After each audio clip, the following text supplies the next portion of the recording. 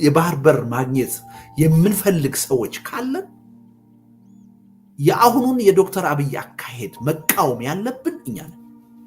የምንፈልገው ከልባችን የምንፈልገው ነን መቃወም ያለብን። ለምን የአሁኑ አካሄድ አሁን እነ ዶክተር አብይ እንዳሰቡት የባህር በር አያስገኝልንም አይደለም ጥያቄ። ኢትዮጵያ ወደፊት የባህር በር ለማግኘት የምታደርገውን ጥረት ሁሉ የሚያወሳስብ ነው፣ አደጋ ውስጥ የሚከተል የማግኘት እድላችንን የበለጠ የሚያርቅ ነው። በእውነት ኢትዮጵያ የባህር በር ጥያቄዋ እንዲመለስ የምንፈልግ ኃይሎች ከማንም በላይ ያሁኑን የነ ዶክተር አብይ የቀይ ባህር ጥያቄ ማውገዝና መቃወም ያለብን እኛ ነን፣ ከልባችን የምንፈልገው ሰዎች። ምክንያቱም በዚህ መንገድ አይገኝም። አለመገኘቱ ብቻ አይደለም፣ ወደፊትም የማግኘት እድላችንን የበለጠ ያወሳስብ፣ የበለጠ አስቸጋሪ ያደርገው። ይህን መረዳት አለብን እና ይሄ ምናልባት አንዱ ከዛ በፊት እንደው ከምራቸው ነው ወይ ይሄ ጠቅላይ ሚኒስትር አሁን ኤርትራን ለመውገድ ተዘጋጅተዋል ፈልገዋል ወይ የሚለውን ነገር መጀመሪያ ማየት ያስፈልጋል። እርግጠኛ መሆን የለብንም በዚህ ጉዳይ። ውሸታቸውንም ሊሆን ይችላል፣ ለፕሮፓጋንዳም ሊሆን ይችላል። ምክንያቱም ይሄ ሰውዬ ቀላል የማይባል ገንዘብ ከአረብ ኤሚሬትስ ያገኛል፣ መሳሪያ ያገኛል፣ የገቡት ቃል አለ። ነገ የቀይ ባህር ኃይል እንሆናለን፣ ቀይ ባህርን እንቆጣጠራለን። ያኔ በዚህ አካባቢ ባለው ጂኦፖለቲክስ የእናንተ ሚና ትልቅ ይሆናል፣ ተጠቃሚ ትሆናላችሁ እየተባለ ገንዘብ እየመጣ መሳሪያ እየመጣ ይሄ እንዳይቆም ይፈልጋል አገዛዙ አገር ውስጥ ላለበት ችግር። ስለዚህ ይሄን የቀይ ባህር አጀንዳ ስራዬ ብሎ በመድረኩ እንዲቆይ ማድረግ ይፈልጋል። እኔ ባለኝ መረጃ አንተም ደርሶ ሊሆን ይችላል፣ ለመንግስት ባለስልጣናት ወታደራዊ አዛዦች በሰርኩላር በመመሪያ ተላልፎ የሚነገራቸው የጦርነት ሙድ ውስጥ እንዳለን ሆናችሁ ነው ማሰብና መናገር ያለባችሁ እየተባለ ነው መመሪያ የሚሰጣቸው። ውሸት ሊሆን ይችላል አንድ። ሁለተኛ ይሄ ሰውዬ ማህበራዊ መሰረት እያጡ ነው። ጠቅላይ ሚኒስትሩ ከህዝብ እየተነጠሉ፣ በህዝብ እየተጠሉ ነው። ከፍተኛ የሆነ የቅቡልነት ጥያቄ እየገጠማቸው። ስለዚህ ኪሳቸው ውስጥ ከነበሩት ህዝቡን የመቀስቀሻ መሳሪያዎች ውስጥ ወይም ካርዶች ውስጥ አንዱ ይሄ ጥያቄ ነው። እኔ ይሄን ከ4-5 ዓመት በፊት ተናግሬያለሁ። አንድ ወቅት የባህር በር ጥያቄን ዶክተር አብይ አህመድ ወደ መድረክ ይዘው እንደሚመጡ ምንም ጥርጥር አልነበረኝ። በድፍረት ጽፌዋለሁ፣ በድፍረት ተናግሬያለሁ። ለዛ ቅቡልነት ለዛ ተቀባይነት ማግኘትም ሊሆን ይችላል የሚያወሩት።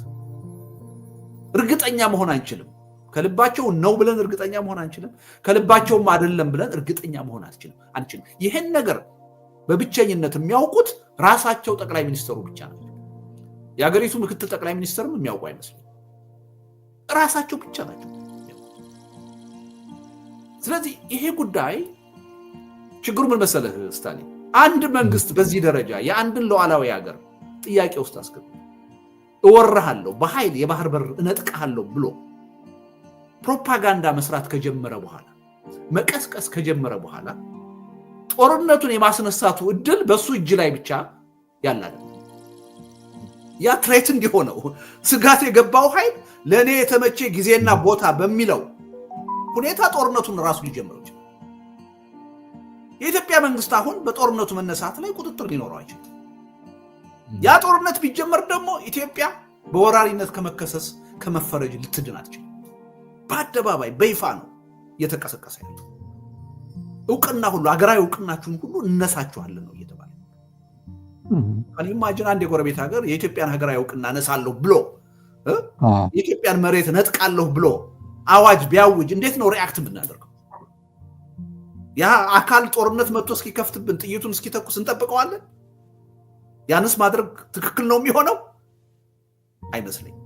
ስለዚህ ሪሊ ለጨዋታም ለሌላ ፐርፐዝም ለፕሮፓጋንዳም ብለው አንስተውት ከሆነ ሄዶ ዞሮ የጦርነት አዋጅ ጦርነት የሚያመጣ አደጋ ነው ይዞ የሚመጣው እና በዛ ሁኔታ ውስጥ ነው ያለው እና በምንም ተአምር አሁን በተያዘው መንገድ የኤርትራን ህዝብ አሸንፈህ የባህር በር ነጥቀህ ኢትዮጵያን የባህር በር ባለቤት ማድረግ አትችልም። ከውስጣዊ ሁኔታችንም ጋርም አይቻልም፣ ከአካባቢውም ሁኔታ አንፃር አይቻልም፣ ከዓለም አቀፉም ሁኔታ አንፃር አይቻልም። አንደኛ ህገወጥ፣ ሁለተኛ አሁን ያለንበት ነባራዊ ሁኔታ የፈለገ አይነት የኢንትረስት ትልቅም ቢሆን አይፈቅድልም። እዚህ ሰሜን ወሎ ያለን ፋኖ ማሸነፍ ያልቻለ መንግስት እየተማረከ እጁን እየሰጠ የሚማረክ ሰራዊት የያዘ መንግስት አሁን እንደገና ከሌላ ውጭ ሀገር ጋር ተዋግቼ የዓለም አቀፍን ህግ ጥሼ እንዳንድ ሀያላን ሀገር ጥሼ ያን ጥቅም አስጠብቄ ይቀጥላለሁ። ይሄ በፍጹም አይሆን ነገር ወደ ውጤት በፍጹም ሊቀየር የማይችል ግን ስለማይቀየር ጦርነቱ አይመጣም ማለት አይደለም። ቅድም እንዳልኩ በራሱ በኢትዮጵያ መንግስት ግልብ አስተሳሰብም ሚስ ካልኩሌሽን ጦርነቱ ሊነሳ ይችላል። ሌሎቹ በሰጉ እንወረራለን ብለው በሰጉ አካላትም ሊጀመር ይችላል። የዛ አይነት አደጋ ውስጥ ነው ያለው እና እኔ አሁንም ደግሜ የምናገረው ኢትዮጵያ ሰላም እንድታገኝ ደህንነቷ እንዲጠበቅ ወደ ዲሞክራሲ ወደ ብልጽግና እንድትሸጋገር ምንፈልግ ከዛም በላይ ደግሞ የወደፊቱ ትውልድ ህዝቡ የባህር በር ጥያቄው አንድ ወቅት ላይ እንዲመለስለት የምንፈልግ የፖለቲካ ኃይሎች ከማንም በላይ አምርረን ይህን ጉዳይ መቃወም ያለብን እኛ ነን የሚል እምነት አለ። ለዛ ጥቅም ተቆርቋሪ ያልሆኑ ኃይሎች ናቸው አሁን የዶክተር አብይ አህመድ የቀይ ባህር ጥያቄ ደጋፊ ሆኑ ደንታ የሌላቸው። ትናንትና የኤርትራ መንግስት ሉዓላዊነታችን ደፍሮ ተጋብዞ የራሳችንን ህዝብ ሲጨፈጭፍ ተቆርቋሪ